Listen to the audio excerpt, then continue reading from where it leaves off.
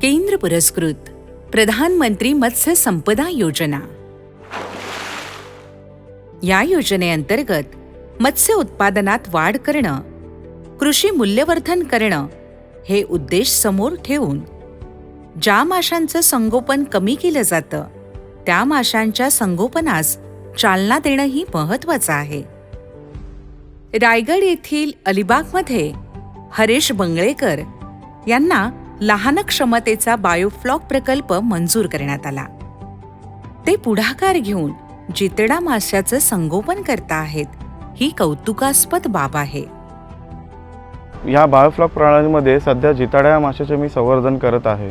प्रकल्प प्रणाली पूर्ण झाल्यानंतर मी सुमारे 2,500 ते 3,000 मत्स्यबीज RGC या इथून आणले व ते टाक्यांमध्ये सोडले।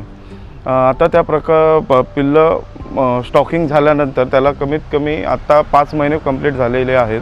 5 महिन्यामध्ये त्यांची सरासरी ग्रोथ 550 ते 500 ग्राम इतकी आहे। रोज सकाळी साधारण 5 ते 10 किलो इथून मासे विक्री होतात आणि ह्या प्रकल्पामुळे 1 ते 2 माणसांना रोजगार मिळालेले आहे। हा प्रकल्प चालू झाल्यापासून माझा हा 4था क्रॉप चालू आहे। सरासरी या 1 ते 4 क्रॉपमध्ये मला सर्व खर्च वजा करता सरासरी 2.5 ते 3 लाख इतका नफा झालेला आहे।